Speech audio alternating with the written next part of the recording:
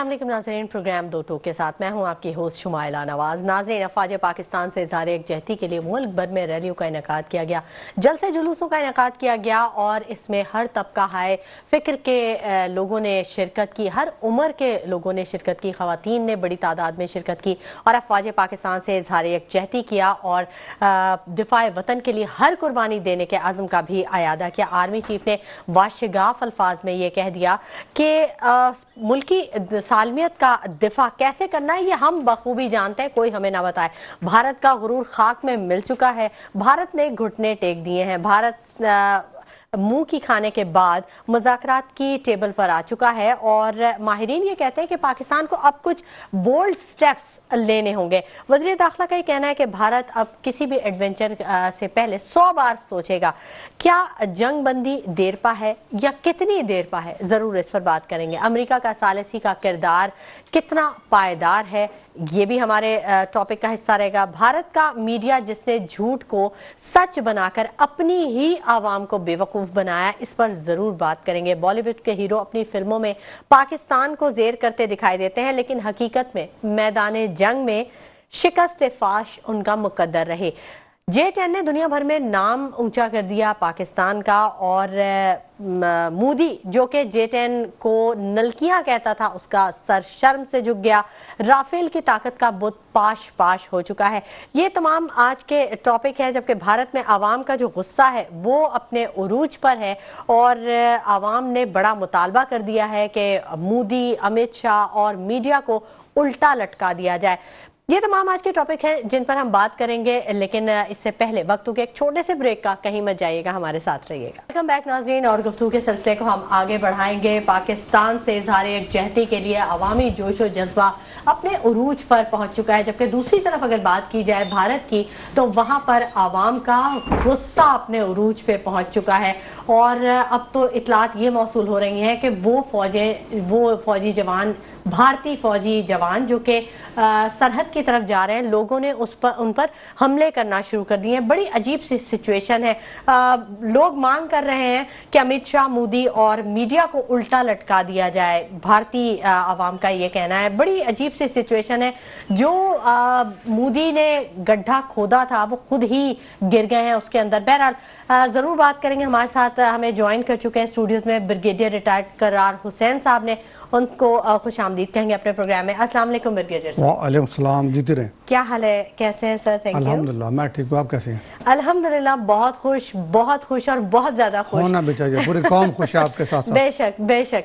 और मतलब हम लोग एक तो जो इंडिया की जो भड़कियां हैं, जो उनकी गीदड़ भपकियां जिसे कहते हैं ना, ये हमेशा ही उनकी जारी रही हैं वैसे भी, लेकिन इस दफा मीडिया ने बहुत बड़ा किरदार अदा किया है उनकी शर्मिंदगी के इजाफे में। कैसे देखते हैं आप? ऐसे ही है, देखिए मीडिया आज के दौर में किसी भी मुल्क का जंग की सूरत में हरावल दस्ता होता है। आर्मी बाद में लड़ती है क्योंकि जंगी हालात पहले पैदा हो जाते हैं, तो उन हालात में मीडिया का रोल बहुत अहम होता है। हमारे मीडिया ने बहुत समझदारी के साथ और तरीके के साथ न सिर्फ इस कौम को यूनाइट किया बल्कि अफवाज पाकिस्तान के हर फर्द का मोराल भी बुलंद किया। अच्छा, इसके बरक्स इंडिया में क्या हुआ? इंडिया में जैसा कि आपको मालूम है कि वो जो फिल्में बनाने वाले, वो जो ड्रामे बनाने वाले, वो मीडिया हाउसेस के मालिक बन गए। अच्छा, जो ड्रामों में, फिल्मों में जो बढ़ के चलती हैं वो तो चलती हैं। हमारे यहाँ भी पंजाब फिल्मों में सुल्तान राय आता था, गंडासा लेके 200-300 बंदे मार दिया करता था।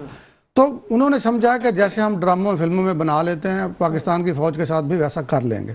अच्छा, उनको थीम भी ऐसे दिए गए। इंडिया का जो प्रोपेगेंडा डायरेक्टरेट, इसको साइकोलॉजिकल वारफेयर डायरेक्टरेट कहते हैं, उन्होंने झूठे थीम दिए। और इसके अलावा इसमें कोई दूसरी राय नहीं कि उनके पास जो टेक्नोलॉजी थी वो यूरोपियन टेक्नोलॉजी थी। खासतौर पे त्यारों के, राफेल की बात करें, फ्रेंच त्यारे हैं जी जी। और त्यारे में कोई प्रॉब्लम नहीं है, अच्छा त्यारा है, उड़ाने वाले में प्रॉब्लम है। ठीक है, जाहिर है जिगरा चाहिए होता है, जिगरा चाहिए होता है। ऐसे थोड़ी कोई कागज के तैयारे थोड़ी है जो उड़ा लिए। हाँ, तो उसके मुकाबले में हमारे जो पायलट थे, हमारे जो एयर डिफेंस के लोग थे, इनका एक तो अल्लाह ताला पे पक्का ईमान, और जैसा कि आपने देखा कि अल्लाह ताला के फजलो करम से जो हमारे चीफ ऑफ आर्मी स्टाफ ने इसका ऑपरेशन का नाम रखा वो बैनुल मरसूस, तो ये सूरा सफ की आयत नंबर 4 है और इशारा है हज़रत अली अलैहिस्सलाम। हज़रत अली अलैहिस्सलाम से बड़ा बहादुर पूरी इस्लामी जंगों में कोई भी नहीं था। और ग़ज़वा उहद में सैफुल्लाह का लक़ब भी दिया गया उनको। सैफुल्लाह तो खालिद बिन वलीद को दिया गया था, तो वो बाद में हज़रत सल्लल्लाहु अलैहि वसल्लम की वफ़ात के बाद, उस वक्त तो जो उहद में जंग हुई तो खालिद बिन वलीद कुफ़ार की तरफ से आए थे और उहद की जंग बेसिकली खालिद बिन वलीद की वजह से एकदम मुसलमान हारने लगे थे। तो उस जंग में हजरत अली जब वो पहाड़ी से काट के वो रास्ता 40 तीर अंदाजों को 70 हाँ, जो एक दर्रा था उहद की पहाड़ी पे, तो हुजूर सल्लल्लाहु अलैहि वसल्लम ने एक बहुत अच्छी प्लानिंग की थी। अच्छे वो मिलिट्री लीडर भी थे, नबी तो थे भी सही, मिलिट्री लीडर बहुत अच्छे थे। तो उन्होंने कहा था कि इस दर्रे को नहीं आपने छोड़ना। तो जंग के पहले फेज में मुसलमानों को जब फतह हुई तो कुफार के पांव उखड़ गए और वो भागने लगे। किसी का घोड़ा उधर जा रहा है, किसी की जरा बख्तर बांधे तरफ पड़ी है। तो वो जो 70 तीरंदाज जो दर्रे पे थे, उन्होंने सोचा हम जंग जीत गए, तो वो मालिक गनीमत लूटने के चक्कर में नीचे उतरे। अच्छा, खालिद बिन वलीद जिसका आपने अभी नाम लिया, वो उस जमाने में कुरैश मक्का की तरफ से आया था। तो वो बिल्कुल, अच्छा मैंने इत्तेफाक से जगह देखी हुई है, खुद देखी है। अच्छा। तो इसी पहाड़ी के दूसरी तरफ एक बरसाती नाला है, बरसाती नाले के दोनों तरफ खजूर के दरख्त है जो बारिशों की वजह से, बाकी पूरा बैरन इलाका था। जब उसने देखा कि वो दर्रे वाले नहीं उतरे तो उसने घोड़े वापस मोड़े और उसके बाद आगे उस वक्त मुसलमानों को शिकायत, इसमें हजरत हमजा हुजूर के चचा थे, वो भी शहीद हुए। तो उस पे जो ना ये आयत उतरी थी कि साबित कदम रहो और साबित कदम रहने वालों से अल्लाह प्यार करता है। तो वो बरकत भी थी इस ऑपरेशन में। बिल्कुल, और यही ऑपरेशन का नाम बड़ा चुन के लिया गया और यही आयत उस मस्जिद के मंबर पर भी लिखी हुई थी जिसे पहली दफा उन्होंने पहले गोलाबारी में उसको नुकसान पहुंचाया। बिल्कुल सही कहा। राजा काशिफ जंजो साहब ने भी हमें ज्वाइन कर लिया, उनसे भी बात कर लेते हैं, तजियाकार हैं। अस्सलाम वालेकुम राजा काशिफ जंजो साहब, आपको खुश आमदीद कहेंगे अपने प्रोग्राम में। जी वालेकुम सलाम। राजा काशिफ साहब, अफवाज पाकिस्तान से इज़हार यकजहती के लिए पूरे मुल्क में इस वक्त रैलियों और जलसों का इनेकाद किया गया और हर तरह हर उम्र के लोग इसमें शामिल हुए, हर तबका है फिक्र के लोग शामिल हुए और भरपूर सपोर्ट दी गई अफवाज पाकिस्तान को। तो ये बहुत बड़ा एक मैसेज है भारतीयों के लिए। जी जी जी, इसमें कोई शक नहीं है। और अगर बात की जाए बुनियादी तौर पे इसमें जो ये जंग थी, इसमें बुनियादी अगर हम फर्क की बात करें कि भारत और पाकिस्तान के दरमियान फर्क क्या था, क्योंकि मैं जंग से 2 दिन पहले भी इंडियन मीडिया पे था, तो मैंने ये चीज जो बुनियादी देखी है, खासतौर पे बड़े अच्छे चैनल्स, अब मैं उनका नाम ना लूं, तो वो मतलब जो हमेशा पॉजिटिव मतलब प्रॉपर न्यूज देते थे, वो भी प्रोपेगेंडा का शिकार थे। और उसकी रीजन है मिस इन्फॉर्मेशन, डिसइन्फॉर्मेशन का जो सैलाब था इंडियन चैनल्स पे, उसका एक फर्क ये था कि पाकिस्तान में जो जितनी जंगी कंडीशन थी, जो हालात थे, उसको एक प्रॉपर इदारा है ISPR, वो मॉनिटर भी करता है और वो पूरी अपडेट्स भी मीडिया तक पहुंचा रहा था, क्योंकि वो मीडिया तक आपको चीजें दे रहा है। इंडिया का मसला ये था कि इंडिया में आप आज भी देखें कि वो उस मकाम पे नहीं पहुंचे। वहां जो मिलिट्री है, उनका इंफॉर्मेशन डिपार्टमेंट, उन्होंने उसको काबिल कभी किया ही नहीं। हमारे यहाँ भी लोग कहते थे कि ये ISPR कैसे काम करता है, लेकिन इस जंग में एक बड़ी वाज़ेह फर्क ये थी कि पाकिस्तान में जितनी मीडिया पे न्यूज मौजूद थी, वो सारी की सारी ऑथेंटिक खबरें थी, कोई चीज फेक न्यूज नहीं फैली। जबकि इंडिया में चैनल जो दिल चाहे आ रहा था, कह रहे थे, दिल की ख्वाहिशात, बातें, उसका कोई सेंस नहीं था। फिर आप उनका ये फर्क देखिए, लाहौर में सी पोर्ट कोई बना दिया था जिसे वो कब्जा करके बैठे हुए थे। मैं वही अर्ज कर रहा हूँ कि इंडियन मीडिया का आप इससे अंदाजा लगाएं कि आज भी अच्छा, पाकिस्तान में तो ISPR 25 साल पहले, 25-30 साल पहले उनके यहाँ कर्नल सबसे बड़ा अफसर होता था पाकिस्तानी मीडिया में, फौज के। तो इंडिया में आज भी देखें कि जब प्रेस कॉन्फ्रेंस होती है तो कर्नल रैंक का बंदा है, कर्नल सूफिया बैठी हुई है। तो आप उनका अंदाजा लगाएं कि उन्होंने ये अंडरस्टैंड नहीं किया जो पाकिस्तान की फौज ने कर लिया था कि ये जो 5th जनरेशन वॉर जिसको हम कहते हैं वॉरफेयर, बेसिकली तो इंफॉर्मेशन बेस्ड चल रही है। तो पाकिस्तान में इसको सीरियस लिया गया। उस जमाने में लोगों ने बड़ी बातें की कि ये करते हैं, ये गाने क्यों आते हैं, चीजें क्यों होती हैं। देखें, पाकिस्तान की फौज ने इस चीज को बहुत अरसा पहले समझा। 25 साल हो गए 25-30 साल से पाकिस्तान ने इसके ऊपर महाज पे बड़ा काम कर रखा था, और ये डिफरेंस है, इंडिया नहीं कर पाया। उनकी जैसे आपने कहा कि लाहौर में जाके भी जी पोर्ट पे हमला, और ऐसी ना मालूम कितनी उनके पास खबरें थी, और मैं बड़ा हैरान था और मेरी समझ में नहीं आ रहा था कि ये क्या हो रहा है। और एक चीज जरूर समझ में आई, शायद लोगों ने ये गौर ना किया होगा, लेकिन एक चीज जो जंग हुई उसमें इंफॉर्मेशन की वॉर थी, और दोनों में अगर देखा जाए तो वो कहते हैं ना, कोई मुकाबला ही नहीं था पाकिस्तानी की आईएसपीआर के मुकाबले में। इंडियन का जो वो है, लोगों को तो उसका नाम भी नहीं पता कि कौन सा इदारा देखता है, किस तरह देखता है, और वहां कर्नल रैंक का आके आपको बता रहा है जी ये पोजीशन है, फिर उसके साथ कोई और बैठा हुआ है। चीजों के बहुत ज्यादा फर्क थे।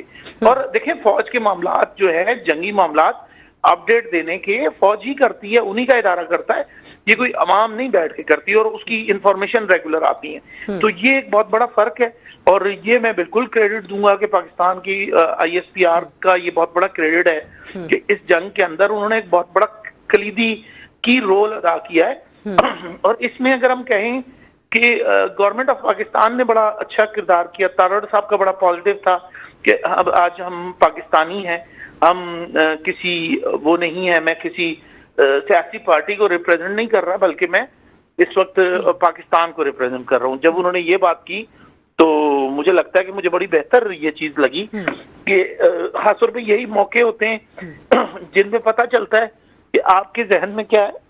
बिल्कुल बिल्कुल और बिल्कुल राजा काशिफ जंजौर साहब, आपने बिल्कुल दुरुस्त फरमाया कि ये सियासी महाज पे भी एक जंग थी, और वहां पर भी सभी एक पेज पर आ गए, और इस चीज ने बहुत ज्यादा पावरफुल कर दिया। बड़ा बड़ा ताकत का मुजाहरा था कि ना सिर्फ पाक फौज बहुत मजबूत है, बल्कि यहाँ की आवाम, यहाँ के सियासतदान, और यहाँ पर हर शख्स ही बहुत ज्यादा कुव्वत रखता है, ताकत रखता है, और लड़ने की सलाहियत रखता है। बिल्कुल आपने दुरुस्त फरमाया।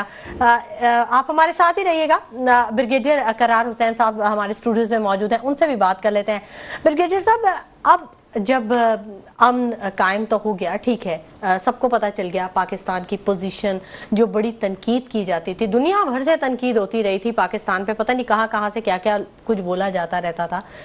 अब जबकि पाकिस्तान, फ़ौज पाकिस्तान ने अपना प्रूफ दे दिया, अपनी टेक्नोलॉजी से लेके अपनी प्रोफेशनलिटी का भी प्रूफ दे दिया, अब कैसे देखते हैं आप इस अमन को? कितना पायदार है ये अमन? क्योंकि दुश्मन तो बहरहाल दुश्मन होता है, लेकिन जख्मी दुश्मन जो होता है वो ज्यादा खतरनाक होता है। देखिए, पहली बात तो यह है कि इंडिया पे एतबार नहीं करना चाहिए। माजी में भी कई दफ़ा ऐसे हुआ, उसने कहा जी हमारे साथ मुज़ाकरात शुरू होते हैं। आपको याद होगा अटल बिहारी वाजपेयी पाकिस्तान आए थे, परवेज़ मुशर्रफ इंडिया गए थे, और ऐन मौके पे जब असल हमारे दरमियान जो झगड़े की जड़ है वो कश्मीर है, और जब कश्मीर पे बात आती है वो भाग जाते हैं। तो पहली बात तो यह है कि इस दफ़ा फिर ट्रंप ने कहा है कि जी कश्मीर के लिए मैं कोशिश करूँगा, तो ज़्यादा मुझे एतबार नहीं है, जब भी कश्मीर की बात उन्होंने फिर भाग जाना है। और दूसरा बेसिकली वो है धोखाबाज। मेरे ख्याल में वो जैसे एक जख्मी सांप होता है ना, वो जख्मी सांप की तरह तिल मिला रहे होंगे और सोच रहे होंगे कि अब कहाँ से छुप के वार किया जाए। तो मेरे नज़दीक ये अमन जो है इसको लाइट नहीं लेना चाहिए। हमारे अफवाज पाकिस्तान तो माशाल्लाह पहले से ही तैयार होते हैं। अवाम को भी जो इन्होंने यूनिटी का मुजाहरा किया, हमारे मीडिया ने भी जो मैच्योरिटी का मुजाहरा किया, उसकी ज़रूरत है और रहेगी। हमें बिल्कुल उनकी तरफ से जो है ना आंखें बंद करके नहीं बैठना चाहिए। बिल्कुल, कहीं पर भी कोई इंतशार नजर नहीं आया, कहीं पे भी कोई हैपोजिट वे नहीं था कि कोई बहुत ज्यादा चीख पुकार हो रही है, कुछ भी बड़े सुकून के साथ हाँ जी। जिस तरह से पहले कहा गया कि पहले हम देखेंगे और फिर प्लान करेंगे और फिर रिटेलिएट करेंगे, तो बिल्कुल ये वही सिचुएशन थी। आपको नहीं लगता कि मोदी ने बहुत बड़ी गलती कर दी है ये करके कि कश्मीर को फिर एक दफा से सामने ले आए इस इशू? उसकी अपनी पार्लियामेंट में यही बात डिस्कस हुई है। और इसके अलावा जो ख़ास बात है, उन्होंने अंडर एस्टिमेट किया था। उनके ख्याल में यह था कि हमारे पास चाइनीज़ इक्विपमेंट है, उनके पास यूरोपियन इक्विपमेंट है, और उनका ख्याल था कि यूरोपियन इक्विपमेंट जो है वो जैसे राफेल हो गया, हमारे पास जे थंडर 17 थे, तो बेहतर है। लेकिन एक तो अंडर एस्टिमेट उन्होंने पाकिस्तान की सलाहियतों को किया था, और दूसरा उनकी नीयत में खोट था। पहलगाम का ड्रामा उन्होंने खुद किया था। पहलगाम में हमने कुछ भी नहीं किया, हम तो खुद दहशतगर्दी का शिकार हैं। तो हम तो हमेशा से कहे हैं कि दहशतगर्दी का हम खिलाफ हैं, और वो वहाँ पे जो भी हुआ अभी तो कन्फर्म है कि जी वो राह ने खुद प्लान किया था। और मोदी ने बिहार में जब उसको अपनी शिकस्त नजर आ रही थी तो उसने सोचा कि लोगों की हमदर्दियां हासिल करने के लिए चलो पाकिस्तान पे लोग तो खुद कह रहे हैं कि इलेक्शन आने से पहले पहले ये हरकतें शुरू हो जाती हैं, बिल्कुल बिल्कुल हमदर्दियां समेटने के लिए ऐसे करता है। बिल्कुल। राजा काशिफ साहब से भी बात कर लेते हैं। राजा साहब, पाकिस्तान से मुंह की खाने के बाद अब भारत मुज़ाकरात की टेबल पर तो आ गया है, कुछ उम्मीदें हैं वाबस्ता के कुछ बेहतरी हो सकेगी? देखें, पहली बात यह कि जिसको हम मुज़ाकरात की टेबल कहते हैं, अगर हम कश्मीर की बात करें तो ये इतना आसान ना होगा। बल्कि पाकिस्तान में जो लोग बात करते हैं कि कश्मीर अगर अक़वाम मुत्तहिदा की यूनाइटेड नेशन की करारदाद के मुताबिक जाए तो उसमें बड़ी मुश्किलात हैं, इतना आसान नहीं है। और उसमें जो शराइत लिखी हुई हैं शायद वो इतना हमारे लिए भी जो अगर ये भी तल्ख हकीकत है कि हम उनको इतनी आसानी से कर नहीं सकते उस वक्त तक जब तक कोई सालिस, जिसको आप कहते हैं ना, थर्ड पार्टी एक प्रॉपर तरीके से मौजूद ना हो।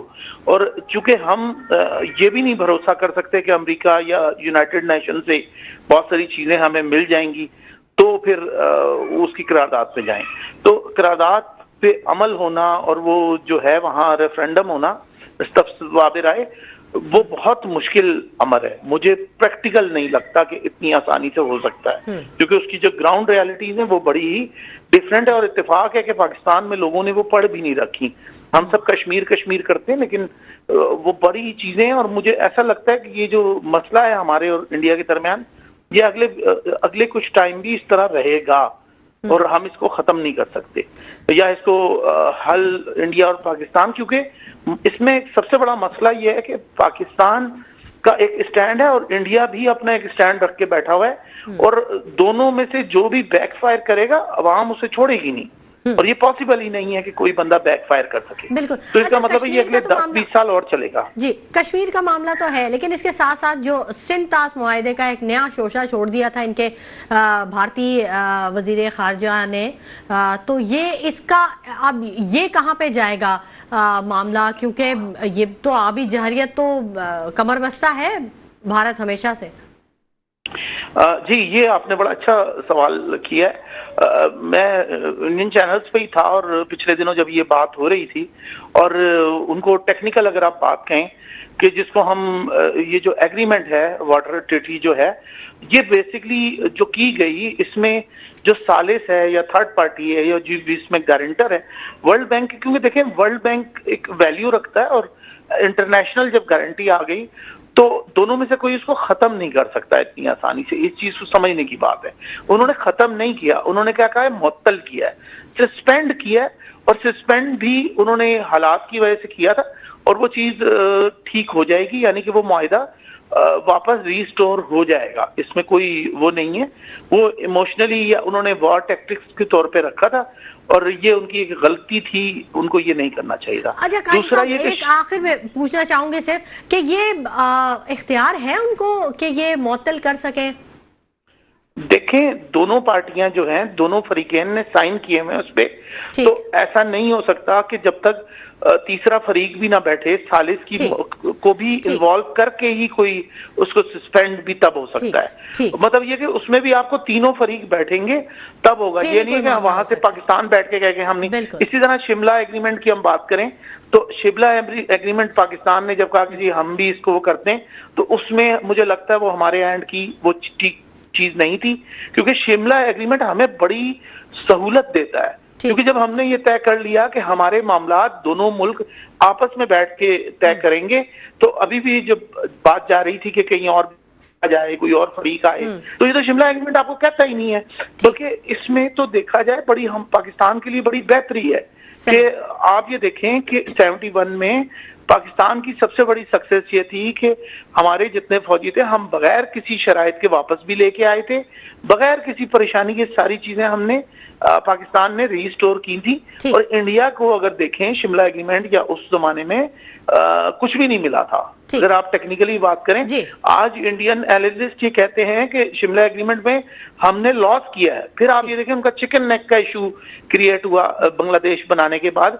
अच्छा, उस वक्त वो चिकन नेक से भी जगह ले सकते थे। चिकन नेक जो छोटा सा एक पार्ट है चिकन की तरह की, उसकी मुर्गी की तरह का, वो गर्दन की तरह, वहां से इंडिया की 6-7 स्टेट्स का रास्ता जाता है। और चाइना में बैठ के अभी पिछले दिनों भी बांग्लादेश के वजीर आजम ने कहा था कि चाइना को क्या आप इस पे अटैक कर दें या इस पे आ जाएं। तो आप सोचेंगे वो चंद किलोमीटर की जगह है, वो अगर थोड़ी सी जगह टूट जाए, कल को चाइना वहां पे इंटरफेयर कर जाए, तो इंडिया की 6-7 स्टेट स्टेक पे लगी हुई हैं, जिसमें मानीपुर से लेके जितनी वहां इंटरनल उनके इश्यूज हैं वो सारे हैं। अच्छा, इससे पहले चिकन नेक का पाकिस्तान में नाम नहीं था, बल्कि अभी भी नहीं है। इंडिया में ये चीज ये वॉर के दौरान बहुत ज्यादा कही गई कि चिकन नेक का इशू क्रिएट ही बांग्लादेश बनने के बाद हुआ है। ठीक, अगर बांग्लादेश बनते वक्त वो कोई हिकमत अमली होती तो वो बेहतर करते। मसला ये था कि उनके पास ये टेक्निकल चीजें नहीं थी। इंदिरा गांधी महज एक इमोशनली उन्होंने आर्मी चीफ को इन्वॉल्व किया और उसका नतीजा 71 का नतीजा 84 की ब्लू स्टार के अंदर भी उनको मिला है। इनके तमाम सियासतदानों का यही मसला है राजा काशिफ साहब के, इन्हें समझ नहीं आती, पता नहीं कहां से इतने इमोशनल हो जाते हैं और फिर इस तरह के गलत फैसले करते हैं। मोदी साहब ने भी ये गलत फैसला कर लिया और अब वो यकीनन उसकी सजा भुगतेंगे। बहुत शुक्रिया राजा काशिफ जंजूआ साहब के, आपने अपने कीमती वक्त में से हमारे प्रोग्राम के लिए वक्त निकाला। नाज़रीन, गुफ्तगू का सिलसिला जारी रहेगा, वक्त हो गया एक छोटे से ब्रेक का, हमारे साथ रहिए। वेलकम बैक नाज़रीन, गुफ्तगू के सिलसिले को हम आगे बढ़ाएंगे और ब्रिगेडियर रिटायर्ड करार हुसैन साहब से बात करेंगे। करार साहब, आपने भी सुनी गुफ्तगू काशिफ साहब की। सालिसी का किरदार बहुत अहम होता है। अभी जो पाकिस्तान और हिंदुस्तान के दरमियान जो सालिसी का किरदार अदा किया है वो अमरीका ने किया, कैसे देखते हैं? देखिए, सबसे पहले बात हुई है कि अमरीका ने शुरू में कहा था कि हम नहीं चाहते कि इनकी जंग हो, लेकिन हम बीच में पड़ेंगे भी नहीं। शुरू की स्टेटमेंट तो उनकी यही आई थी जी, ये दोनों लड़ते रहते हैं, हाँ, खुद ही फैसला कर लेंगे, खुद ही कर लेंगे, ये ट्रंप ने कहा था। बिल्कुल। जब उनको बाहर पड़ी 10 तारीख को और उनके सारे के सारे मंसूबे फेल हो गए, तो इंडिया ने अप्रोच किया सऊदी अरब को भी और अमेरिका को भी। और यही वजह है कि इंडिया के लोग सख्त तनकीद कर रहे हैं मोदी सरकार पे कि आपने अमेरिका को क्यों अप्रोच किया। सालिसी अभी शुरू हुई है, उसके कहने पे हमने सिर्फ जंग बंद की है और उसके बाद वो आगे क्या डिमांड्स देते हैं और अमेरिका क्या करता है वो अभी देखना है। लेकिन एक बात तय है कि डोनाल्ड ट्रंप डिफरेंट टाइप का आदमी है। अच्छा। इसने रशिया और यूक्रेन की जंग में भी आप देखें, उसने कहा था कि जी मैं जंगों के हक में नहीं हूँ, और इतनी पुरानी जंग चल रही थी रशिया की यूक्रेन की भी, उसमें भी उनकी बातचीत शुरू हो गई है। और पाकिस्तान और इंडिया, इसराइल और फलस्तीन के दरमियान में भी सालिसी का किरदार अदा किया। हाँ, कोशिश कर रहा है, लेकिन वहाँ उसकी कुछ मुश्किलात हैं उसके लिए, क्योंकि ज्यूज लॉबी जो इंडिया में है वो पूरा का पूरा उसको कंट्रोल करती है, पॉलिटिक्स को अमेरिका की, तो वहाँ शायद उसके लिए इतना आसान ना हो। लेकिन पाकिस्तान के मामले में उसने ये भी कहा है कि जी मैं दोनों ममालिक के साथ तजारत बढ़ाने का भी कह रहा हूँ, खाली सालिसी नहीं कहा उसने। अच्छा। उसने कहा कि अगर आप जंग करोगे तो तुम्हारे साथ अमेरिका की तजारत बंद दोनों की। अच्छा। और अगर तुम जंग बंद कर देते हो तो फिर तुम्हारे साथ तजारत भी बढ़ाऊंगा। पाकिस्तान को कोई फर्क पड़ेगा तजारत बंद होने से अमेरिका की? क्यों नहीं पड़ेगा, बहुत फर्क पड़ेगा हमें। अच्छा, सारा माल तो चाइना का होता है हमारे पास। नहीं, ये कुछ नहीं होता ना, बहुत कुछ होता है। अच्छा। हमारी गारमेंट्स बहुत कुछ जाती हैं और बहुत सी चीज़ें वहाँ पे जाती हैं। अच्छा। बहुत सी मशीनरी वहाँ से आती है और सबसे बड़ा अभी भी हमारे पास अमेरिकन इक्विपमेंट पड़ा है और उनके लिए हमें स्पेयर पार्ट्स की जरूरत पड़ती रहती है उनके साथ। अच्छा। तो ऐसा नहीं है, तो आम जो इस्तेमाल की चीज़ें होती हैं वो चाइनीज़ होती हैं, लेकिन अमेरिका की भी। और वैसे भी देखें, अमेरिका की जो मंडी है वो हमारे जो भी लोग यहाँ से चीज़ें एक्सपोर्ट करेंगे उनको फ़ायदा तो देंगे। ठीक है, बिल्कुल। इकबाल अडवाणी साहब ने भी हमें ज्वाइन कर लिया है, उनको भी खुशामदीद कहेंगे, किसी तारुफ के मोहताज नहीं है। इकबाल अडवाणी साहब, बहुत शुक्रिया कि आपने वक्त निकाला। आपसे जानना चाहेंगे, भारत का गुरूर तो खाक में मिल गया है, घुटने उसने टेक दिए हैं, मुज़ाकरात होने जा रहे हैं, क्या उम्मीदें हैं? क्योंकि इंटरनेशनली तो आपकी बड़ी ग्रिप है, बताइएगा जरा इस बारे में भी। देखिए, फिलहाल तो भारत ने घुटने टेक दिए हैं, बजाय तो हम यही कह रहे हैं, लेकिन अभी जो प्रॉब्लम आ रही है मुझे लगता है कि जो ये जंग बंद तो हो गई है, लेकिन आप इसको यूं नहीं समझे कि ये परमानेंट मामला से हल हो गया है। क्योंकि जहां तक देखें, ये जो पाकिस्तान की जो जंग है ना, ये इंटरनेशनली अगर आप इसको देखें तो काफी यानी और प्रॉब्लम्स भी है। यानी इस जंग के अंदर ये पाकिस्तान ने ये जो जंग जीती है, जो ये सिर्फ इंडिया से नहीं जीती, एक्चुअली हम इसराइल से भी ये जंग जीत चुके हैं।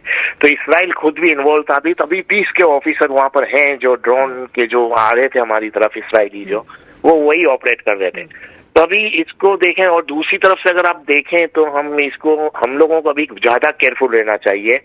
देखिए, मोदी और ये जो बीजेपी जो गवर्नमेंट है, इनका फ्यूचर तबाह हो गया है। अभी इनके पास है नहीं कुछ करने के लिए। अभी मुझे लगता है मोदी जीरो हो गया है। तो ये इलेक्शन के लिए तो अभी कुछ ना कुछ ऐसी चीज करेंगे जिससे इनका वकार दोबारा बुलंद हो सकता है कोई ऐसे हालात पैदा करें, दोबारा जंग हो जाए, ये हो सकती है। लेकिन मुझे लगता है इनकी फौज जंग करने के लिए तैयार नहीं है। तो प्रॉक्सी वॉर करवा सकते हैं पाकिस्तान में। यानी अभी समझे, मुझे लगता है काफी, और भी अभी भी काफी, यानी इतना इजी नहीं है जितना हम लोग समझ रहे हैं। बाकी रहा ट्रम्प वगैरह, इनका कुछ भी नहीं कह सकते। ये आज कुछ कहते हैं, कल कुछ। एडवाणी साहब, आरएसएस की तरफ से तो मोदी पे बहुत प्रेशर है, अवामी प्रेशर तो बहुत ज्यादा है। आज भी जो फौजी गए हैं सरहद की तरफ, उन पे हमला किया है लोगों ने। मैं आपको यही कह रहा हूँ ना, वो अपनी हार इस तरह, यानी ये ऐसी हार हो गई है। देखिए, 1947 से पाकिस्तान और इंडिया बने हैं ना, ये इंडिया की इतनी बड़ी हार नहीं हुई है और पाकिस्तान की इतनी बड़ी जीत नहीं हुई है। अब इतना बड़ा दाग लगा के मोदी रुखसत हो जाएगा, ये बजाय नजर नहीं आ रहा, क्योंकि इसके बाद ये इलेक्शन तो वैसे भी नहीं लड़ेगा। अब ये कुछ ना कुछ तो इन्होंने करना है। और बाकी रहा ये अमेरिका का प्रेशर वगैरह, ये नहीं है, इनका खुद का भी प्रॉब्लम था। ये अमेरिका ने बोल दिया कि हम ट्रेड बंद कर देंगे, और ये वजूहत नहीं थी, और कुछ भी बहुत सी वजूहत थी। ये जो सेकेंड, मैं आपको एक चीज बताऊं, जो आप अमेरिका के हवाले से बात कर रहे हैं, कुछ दिन पहले, उससे 1-2 दिन पहले तो अमेरिका का ये स्टेटमेंट आ रहा था कि हमारा इस जंग से कोई ताल्लुक नहीं है, ये जाने और इनकी दुनिया जाने। आपने देखा होगा। फिर अचानक क्या चेंजिंग, अचानक चेंजिंग ये हुई है कि पाकिस्तान ने जो अटैक किया है वो तवक्को नहीं कर रहा था, ना वेस्ट कर रहा था, ना अमेरिका, ना इसराइल, ना इंडिया, कि पाकिस्तान इस तरह से अटैक करेगा। एक तो हमको सपोर्ट काफी अच्छा मिल गया चाइनीज टेक्नोलॉजी का, जो बहुत आगे है टेक्नोलॉजी। और दूसरी चीज, हम सिर्फ चाइनीज टेक्नोलॉजी के हवाले से ज्यादा बात कर रहे हैं, थैंक्स चाइना, लेकिन चाइना को भी पाकिस्तान का थैंक्स करना चाहिए, क्योंकि जिस तरह के पायलट और जिस तरह के हमारी जो एयरफोर्स लड़ने गई है, ये दुनिया में इसका कोई एग्जाम्पल नहीं है। आपने देखा होगा, वसीयत करके गए, सिग्नेचर करके गए कि भाई एक ही चीज कमिटमेंट करके गए थे कि या तो गाजी बन के लौटेंगे या शहीद हो जाएंगे, हम गिरफ्तार नहीं होंगे अभी लंदन की तरह। तो इतना बड़ा जिगर मुसलमानों का जो है, ये किसी के पास नहीं है। जरूरी नहीं है यही जहाज होते, और इंडिया के पास अगर ये जहाज होते तो ये रिजल्ट जरूरी नहीं आता। राफेल तैयार इनके पास बहुत अच्छे थे। तो मकसद कहने का ये है कि ये पाकिस्तान का अपना भी यानी इसमें किरदार बहुत बड़ा है, और हाँ, चाइना का सपोर्ट रहा है। और इस बार सबसे बड़ा जो मैंने नोट किया, हम पाकिस्तान में अगर हम इसाक डार की तारीफ नहीं करें तो नाइंसाफी हो जाएगी। फॉरेन मिनिस्ट्री का पूरी तरह हक अदा किया। ये पहला वाकया हुआ है पाकिस्तान इंडिया में जब सिफारती तौर पे पाकिस्तान इंडिया को बीट कर चुका है। कोई मुल्क इनके साथ खड़ा नहीं था। इसराइल तो एक तरह से फरीक है, उनका पार्टनर ही है उस जंग के अंदर। वो भी मैं बताता हूँ क्यों उसको सपोर्ट कर रहा है इसराइल। वो भी आप इसाक डार की जितनी तारीफ करें कम है। सबको अंगेज किया, हर ऑन बोर्ड किया, और कहीं भी किसी मुल्क को भी नाराज नहीं किया, हर किसी को कन्वेंस करके। ये पहला वाकया हुआ है पाकिस्तान इंडिया के बीच में कि इंडिया के साथ कोई मुल्क खड़ा नहीं था और पाकिस्तान के साथ दुनिया खड़ी थी। ये बहुत बड़ी बात है। अब मैं इस तरह के ये ब्रॉड वे में अगर हम देखें तो इसराइल की किस तरह नाकामी है कि इसराइल नहीं चाहता कि कोई न्यूक्लियर ताकत मुस्लिम कंट्री रहे, क्योंकि अभी वो कुछ अरसे में कभी भी इनकी जो रिक्वायरमेंट है या इनकी सोच है नेतन्याहू की कि अगर ईरान पे अटैक करें, लेकिन इस वॉर के बाद ये वाला इन पे पानी फिर गया है। तो अब ये इसराइल और इंडिया, खासकर मोदी और नेतन्याहू मिल के कुछ ना कुछ तो करेंगे। इसके लिए हमको रेडी रहना चाहिए। हेलो, बिल्कुल इकबाल अडवाणी साहब, आप हमारे साथ ही रहिएगा। ब्रिगेडियर साहब से भी बात कर लेते हैं। ब्रिगेडियर साहब, आप समझते हैं कि दुनिया को जो मैसेज दिया गया है वो बड़ा स्ट्रांग मैसेज दिया गया है पाकिस्तान की जानिब से, बहुत से महाजों पे बहुत कुछ चेंज हो गया है। हाँ, इस दफ़ा जैसे अभी अडवाणी साहब ने भी कहा कि पाकिस्तान की वजारत खारजा ने शानदार काम किया और खोल के खेली है, और यही वजह कि इंडिया तनहा रह गया, सिवाय इसराइल के कोई उनके साथ नहीं खड़ा था। इन्होंने कहा जी आप शवाहिद दें, उनके पास शवाहिद नहीं थे। ठीक है। इन्होंने कहा जी आप किसी भी गैर जानिबदार मुल्क से इसकी इंक्वायरी करा लें, वो उसके लिए भी तैयार नहीं थे। तो इंटरनेशनल जो भी पावर्स हैं वो तो समझती है ना, इंटरनेशनल प्लेयर जो हैं कि भाई ये ड्रामा था, और यही वजह है कि उनके साथ खड़ा कोई नहीं हुआ। अच्छा, बाकी बात रही कि जी अभी मोदी इस पे खामोश होकर बैठ जाएगा, मेरा नहीं ख्याल, क्योंकि देखें बहुत अरसा कांग्रेस की हुकूमत रही सही इंडिया में, और कांग्रेस खुल के कहती थी कि हम सेकुलर मुल्क हैं। उस सेकुलर स्टेट को आके बीजेपी ने, आरएसएस ने साइड पे किया और इन्होंने कहा जी नहीं हम तो हिंदू मुल्क हैं, और उसी वजह से कि हिंदू अक्सरियत का मुल्क है और जमहूरियत में जिसके वोट ज़्यादा होते हैं तो वही इक़्तिदार में आता है। तो मेरा ख्याल है शिकस्त के बावजूद अभी भी इनको वो बिल्कुल साइड पे करना मुश्किल होगा। तो उसका बेहतरीन हाल यह है कि अपनी तैयारियां बिल्कुल पूरी रखें, और जैसे वो कुरान मजीद में कहा कि तैयार रखें अपनी पूरी कुव्वत, ताकि हैबत हो जाए उन पे तारी जो दुश्मन है आपके और अल्लाह के। तो तैयारी तो हमने पूरी रखनी है, और बकौले शायर के तवक्कल का ये मतलब है कि खंजर तेज रख अपना, तवक्कल का ये मतलब है कि खंजर तेज रख अपना, नतीजा उसकी तेजी का मुकद्दर के हवाले कर। तो खंजर तो तेज रखना है, बिल्कुल बिल्कुल रखना है। और पाकिस्तान तो वैसे भी हम सब तो है ही हर वक्त ही हालत जंग में, हम तो हर वक्त ही कुछ किसी ना किसी नए चैलेंज से निपट रहे होते हैं, तो ये तो कोई बड़ी बात ही नहीं है। बिल्कुल आपने कहा, सच कहा कि जमाना अमन में भी जंग की तैयारी रखें। इकबाल अडवाणी साहब, जो जंग बंदी है कितनी पायदार देख रहे हैं आप? देखिए, जंगबंदी अगर सीज फायर ज्यादा टाइम चलेगा भी, देखिए इंडिया अभी से तैयारी तो कर रहा है, इसमें तो कोई दो राय नहीं है, क्योंकि ये जो हार है ये इनसे नहीं बर्दाश्त हो पा रही। आप देख लेंगे मुल्क के क्या हालात हो गए, पूरा दिन गवर्नमेंट को गाली दे रहे हैं, इनके खुद के यानी डिवाइड हो गई है। यार अभी कोई कराची बेकरी थी उसको पूरा तोड़ फोड़ कर दिया, तो मतलब कहने का ये इतनी जल्दी तो हार तो मान ली, लेकिन इनका जो तमाशा बना है इंडिया के अंदर, जो गोदी मीडिया था जो झूठ बोल रहा था उनका तमाशा बन गया। लेकिन उन्होंने जो कहा था ना वो करना चाहते थे, ऐसी बात नहीं है वो कराची को पोर्ट को डैमेज करना चाह रहे थे, लाहौर को, सबको, पाकिस्तान के सब सिटी को टारगेट करना चाहते थे।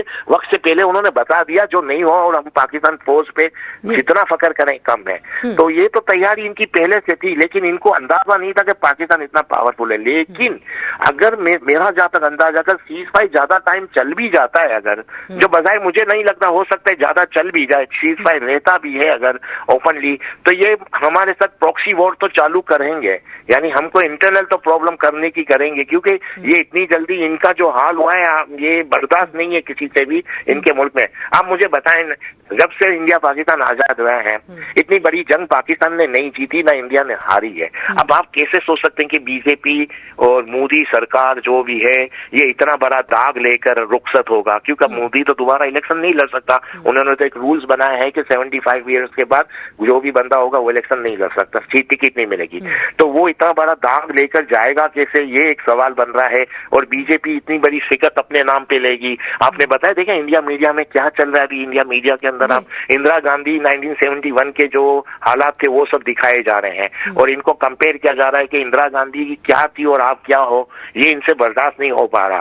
तो मुझे लगता है कुछ ना कुछ तो करेंगे, हमको रेडी रहना चाहिए, लेकिन इनमें इतनी कैपेसिटी है, कर सकते हैं कि नहीं ये एक अलग बात है। लेकिन पाकिस्तान को अब तैयार रहना चाहिए, प्रॉक्सी वार भी हो सकती है, ये कोई ऐसी चीज कर सकते हैं, खुद के ऊपर हमला करवा के भी अटैक कर सकते हैं। हम देखें अमृतसर में जो मिसाइल चलाए गए थे वो पाकिस्तान ने नहीं चलाए, इन्होंने खुद ने चलाए थे, कि वो सिख जो कौम है जो पाकिस्तान के साथ खड़ी हो गई है बदजन हो जाए। तो ये इस हद तक जा सकते हैं, कितनी जगहों पे इन्होंने अपने मुल्क के अंदर मिसाइल चला चुके हैं, तो इससे अंदाजा लगाए हैं ये कुछ भी कर सकते हैं।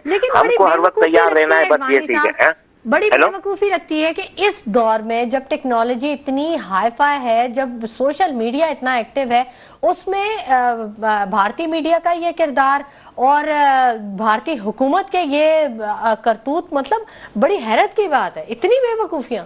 इसको आप ओवर कॉन्फिडेंस कहते हैं ना, कह सकते हैं ना। देखे ना मीडिया में आके खुल्लम खुल्ला बोला कराची पे कब्जा हो गया, चीफ ऑफ आर्मी स्टाफ ने सरेंडर कर दिया, शहबाज शरीफ बंकर में छुप गए, कराची पूरा तबाह हो गया, लाहौर पूरा तबाह हो गया, इंडियन फोर्स दाखिल हो गई। ये तो आपने सुना है ना, इनके मीडिया पे चल रहा था ना। तो इसको क्या बोलेंगे? जो इस हद तक जा सकते हैं। तो बार बार ऐसा होता है ना, काम नहीं करता दिमाग, बस कॉन्फिडेंस, ओवर कॉन्फिडेंस इंसान को यहाँ तक ले जाता है। क्या से क्या बोल दिया इन्होंने इनके। आप ये सोचे, इस तरह अंदाजा लगाएं, 25-25, 30-30 साल से जो जर्नलिस्ट हैं, जो एंकर हैं, एक अपना नाम बनाया था, एक इनकी क्रेडिबिलिटी थी, एक रात में 1 घंटे के स्टेटमेंट में इन्होंने अपनी क्रेडिबिलिटी तबाह कर दी। कितने बड़े बड़े एंकर थे, बरखा, क्या क्या नाम है इनके, जिन्होंने ये बयान दिए हैं। तो आप सोचे इसकी इससे बड़ी क्या बेवकूफी होगी। पूरी जिंदगी निकाल दी अपना नाम बनाने में। और एक लम्हे, हेलो, हाँ जी, हेलो, मैं कह रही हूँ पूरे भारत का नाम डबो दिया, तो अब बाकी रह के गया? कि अपना देखिए, कुछ वैसा नहीं है। सब मीडिया, कुछ यूट्यूबर, बहुत अच्छे लोग भी हैं वहां पर। ऐसा नहीं भारत के सब साफी ऐसे हैं, सब जर्नलिस्ट ऐसे हैं, नहीं, बहुत अच्छे लोग भी हैं। इंडियन कौम बहुत अच्छी है, ऐसी बुरी कौम नहीं है। लेकिन माहौल ऐसा बना दिया कि पूरे इंडिया को कहीं का नहीं छोड़ा इन्होंने। अब ये जो मैं ये आपको समझा रहा हूँ, इतने बड़े बड़े जर्नलिस्ट जिन्होंने 40-30 साल, 25-25 साल, 35-35 साल अपना एक नाम बनाया, अपनी एक रिपोर्टेशन बनाई, अपनी क्रेडिबिलिटी बनाई, एक झटके में गवा दी। इससे सोचो कि इनके दिमाग किस तरफ चले गए थे। क्योंकि आपको पता है इतना एडवांस दौर है। आज रात को आप कुछ बोलोगे, 24 घंटे में तो बात सामने आ जाएगी। कितना छुपेगी? ये राफेल तैयार थे जो एक्सेप्ट नहीं कर रहे थे, पूरी दुनिया ने एक्सेप्ट कर लिया। क्योंकि आपको मैं एक चीज और भी बता दूं, पता नहीं किस तरह की बात करते हैं ये। जितनी भी कंपनियां जो बाहर की, जो इनको वेपन सप्लाई करती है, जेट देते हैं, उनके पास उनकी खुद की इन्वेंट्री होती है। वो इन्वेंट्री होती है कि कितने जहाज हैं, वो कभी भी आके चेक करेंगे कि बताएं भाई आपके पास अभी कितने पड़े हैं। वो आप एक स्पेयर पार्ट्स भी मांगते हैं तो वो भी आप उनसे ही मांगना पड़ेगा। तो वो पूरी इन्वेंट्री होती है उनके पास। आपके जहाज मारे खत्म, तबाह हो जाएंगे तो आप क्या बताओगे? तो ये पता नहीं कैसे बेवकूफ है। ऐसी चीजों को तो फौरन एक्सेप्ट कर लेना चाहिए इंक्वायरी करके, लेकिन नहीं किया, अभी तक नहीं कर रहे हैं। इकबाल अडवाणी साहब के आपने हमारे प्रोग्राम के लिए वक्त निकाला। बिल्कुल ब्रिगेडियर साहब, इकबाल साहब ने सही कहा। कराची बेकरी जो कि इंडिया में मौजूद है, उस पे लोगों ने तोड़फोड़ की, और यहाँ बॉम्बे बेकरी जो कि पाकिस्तान में मौजूद है, वहां से लोग मिठाइयां ले लेके गए और बांटा है। यही तो फर्क है, ये दिल का फर्क है ना। अच्छा शुमाइला, मैं एक चीज और, जो जरूर आपने हमारे दूसरे मेहमान से जो बात की थी कि जी इंडस वाटर ट्रीटी पे, जी, अच्छा, जो हमारे उस मेहमान ने कहा, मैं उससे इत्तेफाक बिल्कुल नहीं करता। अच्छा, उसकी रीजन ये है कि वो ऑलरेडी इसकी खिलाफ वर्जी कर चुके हैं। इंडस वाटर ट्रीटी जब हुई थी तो 3 दरियाओं का पानी इंडिया को मिला था जी, सतलज का, रावी का और ब्यास का, ठीक, और चनाब का, झेलम का और सिंध को पाकिस्तान को मिला था। वो बगलियार डैम बना चुके हैं चनाब के ऊपर, जो खिलाफ वर्जी है, और वुलर बैराज बना रहे हैं झेलम के ऊपर, तो इनके खिलाफ वर्जी है। तो दोनों दरियाओं पे, झेलम पे भी और चनाब पे भी, वो डैम बना के हमारे हिस्से का पानी ऑलरेडी उन्होंने चोरी करना शुरू कर दिया। तो हमारी तरफ से इसके ऊपर ज्यादा शोर नहीं पड़ा था, लेकिन मेरा ख्याल है उस वक्त जमात अली शाह साहब थे कि इसके जो डायरेक्टर थे, तो वो सही इसको पॉइंट आउट नहीं कर सके। उस पर मीडिया पे काफी बातें हो रही हैं, लेकिन यह है कि अभी इस मौके पे पाकिस्तान को दोबारा इस इशू को उठाना चाहिए और उन डैमों को भी खत्म कराना चाहिए, बजाय मुज़ाकरात के टेबल में ये भी एजेंडे का ऐसा होना चाहिए कि आप तो पहले ही खिलाफ वर्जी कर चुके हैं, वो नहीं होनी चाहिए। भरपाई करें, पहले तो इसकी भरपाई करें, फिर उसके बाद बात करें, ये करना चाहिए। और दूसरा एजेंडा कौन सा होना चाहिए? दूसरा एजेंडा तो कश्मीर का। कश्मीर पे देखें, जो भी यूनाइटेड नेशन की करारदादें हैं, वो तो देखें यूनाइटेड नेशन उसकी जिम्मेदार है, वो जामिन है ना, वो अमेरिका से भी बड़ा जामिन है। तो यूनाइटेड नेशन को चाहिए कि अपनी करारदादों पे अमल कराए, ठीक है। कश्मीरी हमारे साथ मिलना चाहे, इंडिया के साथ मिलना चाहे, और जो हमारे वो साहब जंजुआ साहब थे, तो वो कहते हैं जी वो मुश्किल है। तीसरा मुश्किल क्या है? मुश्किल ये हो कि जो कहते हैं जी हमें आज़ाद कर दो, वो कभी भी नहीं कहेंगे, और कहेंगे तो लेट्स डू इट। हाँ। मतलब वो तो हम दोनों चाहते हैं ना, उनको खुद इरादियत दें, उनको खुद इरादियत कश्मीरी। हम तो खुद तैयार हैं। हाँ, हम तैयार हैं। ठीक, ठीक, बहुत शुक्रिया ब्रिगेडियर रिटायर्ड करार हुसैन साहब, आपकी तशरीफ आवरी के लिए बहुत शुक्रिया। इकबाल अडवाणी साहब कि आपने वक्त दिया, बहुत शुक्रिया। राजा काशिफ जंजुआ साहब के आपने हमें वक्त दिया। नाज़रीन, सारी बातें अपनी तरफ, पाकिस्तानी अवाम का 2 टोक पैगाम एक तरफ है, अमन हमारी ख्वाहिश है, कमजोरी नहीं। इसी के साथ शुमाइला नवाज को इजाजत दीजिए। अपना बहुत ख्याल रखिएगा। अल्लाह ने किया।